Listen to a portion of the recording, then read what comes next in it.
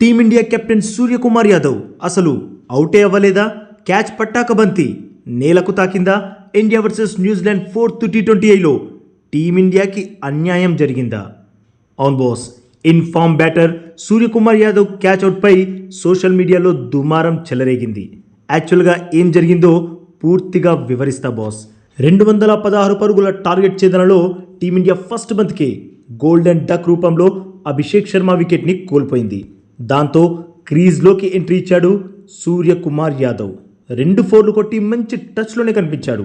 అయితే Jacob Duffy బౌలింగ్లో Suryakumar Yadav straight shot ఆడే ప్రయత్నం చేశాడు. బట్ అది డైరెక్ట్గా డఫీ చేతి వేళ్ల చివరి భాగంలో ఆగింది. మరసలు డఫీ సరిగ్గా క్యాచ్ పట్టాడా లేదా అన్నదే ఇప్పుడు రచ్చ. ఈ పిక్ చూస్తే ఇక్కడ క్లియర్గా ఏమీ తెలియట్లేదు. ఈ యాంగిల్లో క్యాచ్ పర్ఫెక్ట్గా తీసుకున్నాడా లేదా అన్నది ఎవ్వరూ చెప్పలేరు. అయితే సూర్య అవుట్ అనుకుని వెళ్ళి మళ్ళీ మధ్యలో ఆగి అసలు క్యాచ్ పర్ఫెక్ట్గా పట్టాడా అన్న డౌట్ని రైజ్ చేశాడు. ఇక్కడ ఫ్రంట్ యాంగిల్ నుండి ఫస్ట్ పిక్ చూస్తే బాస్, సూర్య కొట్టిన స్ట్రైట్ డ్రైవ్తో బంతి డఫీ వైపు వెళ్ళింది. దాంతో డఫీ తన చేతుల్ని చాలా కిందికి వంచి లో క్యాచ్ని అందుకున్నాడు. అయితే అది పర్ఫెక్ట్ క్యాచా అన్నదే ఇప్పుడు ప్రశ్న. ఎందుకంటే డఫీ బంతిని తన చేతి వేళ్ల పై భాగంతో పట్టాడు. క్యాచ్ పట్టేటప్పుడు పట్టాడు కానీ సూర్య కొట్టిన షార్ట్ ఫోర్స్కి ఆ బంతి కొంచెం నేలకు తాకినట్లే అనిపించింది. ఈ పిక్లో చూడండి బాస్, బంతి తన చేతి వేళ్ల చివరి భాగంలో ఉంది.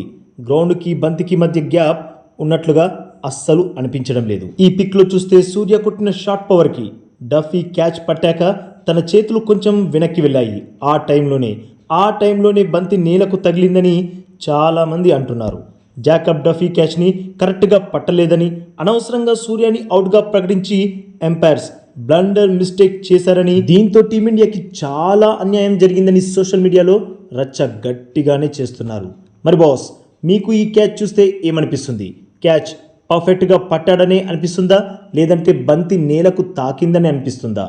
కామెంట్ చేసి చెప్పండి బాస్. అలాగే ఈ లేటెస్ట్ అప్డేట్కి ఒక్క లైక్ కొట్టి మన ఛానల్ని ప్లీజ్ సబ్స్క్రైబ్ చేసేసుకోవచ్చుగా బాస్. ఇక ఈ వీడియో చూసినందుకైతే మీ అందరికీ దిల్ సే థ్యాంక్ యూ బాస్.